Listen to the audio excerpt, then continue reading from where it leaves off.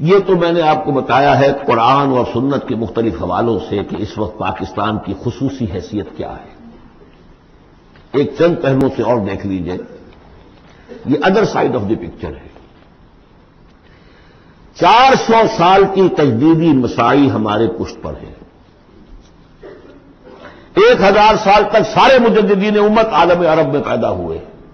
11ویں صدی، 12ویں صدی، 13ویں صدی، 14ویں صدی تمام مجددین امت ہندوستان میں پیدا ہوئے.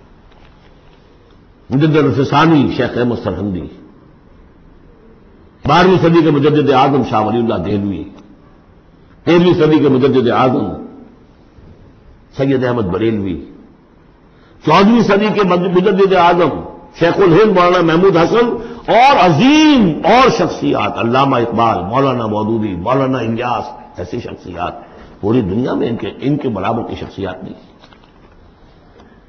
یہ سارا ہمارے پیچھے ہے.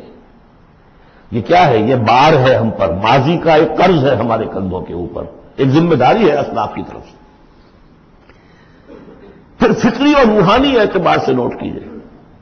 ڈاکٹر شریعتی ایران کے اور مالک بن نبی الجزائر کے کھل کر لکھ چکے اپنی کتابوں میں کہ intellectual and spiritual centre of gravity of Islamic world of Islam has shifted to South Asia. Iqbal جیسا مفکر جو پیدا ہوا، آپ اندازہ کیجیے. ایک زمانے میں کبھی بغداد ہوتا تھا علم کا مرکز، پھر اسپین ہوا ہے علم کا مرکز، پھر شمالی افریقہ بنا ہے جہاں ابن خلدون جیسی شخصیتیں ابھری ہیں. اس کے بعد وہ کہتے ہیں کہ اب جو اسلام کا روحانی اور intellectual centre of gravity of this امہ has shifted to the South Asia.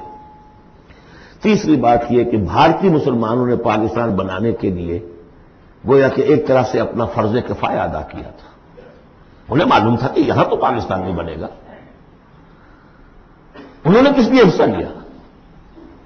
کہ وہ اسلام کا بول بالا کرنے کے لیے یا کم سے کم امت کا اکثر حصہ 2/3 تو بچ جائے اس سارے دباؤ سے جو آ رہا تھا. تو اس حوالے سے ان کا بھی تو ذمہ داری کا بوجھ پھر ہمارے کندھوں پر ہے.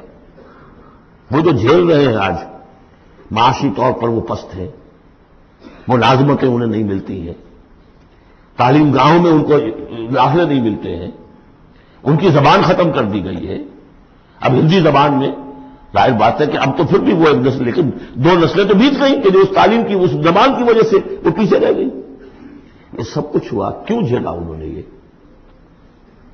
جو ہم پہ گزری سے گزری مگر شب ہجراں ہمارے اشک تیری عاقبت سوار چلے، تو جو کچھ بیت رہی ہے ان پر، جبکہ انہیں گاؤں یہ سننے پڑتے تھے نعرے مسلمان کے 2 استھان، پاکستان یا قبرستان، نکلو یہاں سے، تم یہاں ہو تم یہاں پر. اب تیسرا اسپیکٹ میں آپ کو بتانا چاہتا ہوں. کچھ پیشین گوئیاں ہیں نبی اکرم صلی اللہ علیہ وسلم کی. ان پیشین گوئیوں میں اس خطے کا بھی ایک رول ہے. میں تفصیل میں نہیں جا سکتا. پیشین گوئی ایک یہ ہے جو قرآن اس سے بھی ثابت ہے. 3 مرتبہ فرمایا کہ رسول کو ہم نے بھیجا ہے دین کے غلبے کے لیے، اور 5 دفعہ فرمایا کہ بھیجا ہے تمام انسانوں کے لیے. تو رسولوں کا مقصد، رسول صلی اللہ علیہ وسلم کی بعثت کا مقصد پورا ہو ہی نہیں سکتا جب تک کہ پورے عالم اسلامی پر دین جو ہے قائم نہ ہو جائے. بقول اقبال کے وقت فرصت ہے، کہاں کام ابھی باقی ہے، نور توحید کا اتمام ابھی باقی ہے. لیکن حضور نے خبر دی ہوگا دنیا کے خاتمے سے پہلے کل روئے عرضی پر نظام خلافت علی منہاج النبوہ قائم ہوگا، اور اس کے قائم ہونے میں خراسان کا علاقہ اور عرب کے مشرق کے ممالک جو ہے وہ رول پلے کریں گے. ظاہر بات ہے کہ اس علاقے میں اگر افغانستان خراسان ہے اور خراسان کا ایک حصہ پاکستان کا بھی کے اندر بھی شامل ہے، یہاں سے فوجیں جائیں گی اور یہ جو یروشلم ہمارے ہاتھ سے نکلا اسے بازیافت جو ہے یہ کریں گی. عربوں میں تو دم نہیں ہے. پہلے بھی عربوں سے چھینا تھا کروسیڈرز نے. 1099 عیسوی میں چھینا ہے یروشلم اور لاکھوں مسلمانوں کو قتل کیا ہے کروسیڈرز نے. اور اس کے بعد 88 برس تک وہ ان کے قبضے میں رہا. عرب واپس نہیں لے سکے. کون لینے والا تھا؟ کرد خون صلاح الدین ایوبی. اب پھر عربوں سے چھینا ہے انہوں نے. قوم بودی ہو چکی ہے، ان کو دم نہیں ہے. عیاشیوں نے اور دولت نے ان کو خالی کر دیا، کھوکھلا کر دیا. اب بھی کوئی لیں گے تو فرمایا کہ خراسان کی طرف سے جھنڈے آئیں گے، انہیں کوئی روک نہیں سکے گا جب تک کہ یہاں نہ پہنچ جائیں اور یہاں ایلیا میں جا کر یروشلم میں جا کر دفن نہ ہو جائیں۔ اس میں بھی ایک رول ہے پاکستان کا۔ میر عرب کو آئی ٹھنڈی ہوا جہاں سے، میرا وطن وہی ہے، میرا وطن وہی ہے۔ میں نے 3 اسپیکٹ سے تو آپ کو جو ماورائے زمان و مکان فرائض ہیں ایک مسلمان کے، اللہ کے حقوق کے حوالے سے، رسول کے قرض کے حوالے سے، انسانوں کے حقوق کے حوالے سے بیان کیے، اور 3 ہی اعتبار سے پاکستان کا جو اسپیشل رول ہے۔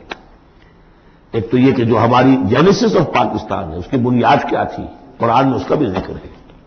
آج جس صورت سے ہم دو چار ہیں، منافقت کے 3 اسپیکٹس، قرآن میں اس کا بھی ذکر ہے۔ جو معاشی ہمارے ہاں بدحالی آ چکی ہے قرآن کا، اس کا بھی ذکر ہے جو سورہ سبا بھی ہم نے دیکھ لیا۔ اور جو اندیشے ہیں مزقناہم کل ممزق جعلناہم احادیث، کہ بس کہانیاں رہ جائیں گی، کبھی ایک ملک بنا تھا، قائم تھا، اس کا عین امکان موجود ہے۔ بلکہ بین الاقوامی ادارے تو اس کو کہتے ہیں کہ ہوگا، بڑی جلدی ہو جائے گا۔ پچھلے دنوں وہ رپورٹ شائع ہوئی تھی امریکہ کی فارن آفس کی رپورٹ کہ اتنے سالوں کے بعد پاکستان نام سے کوئی ملک دنیا میں نہیں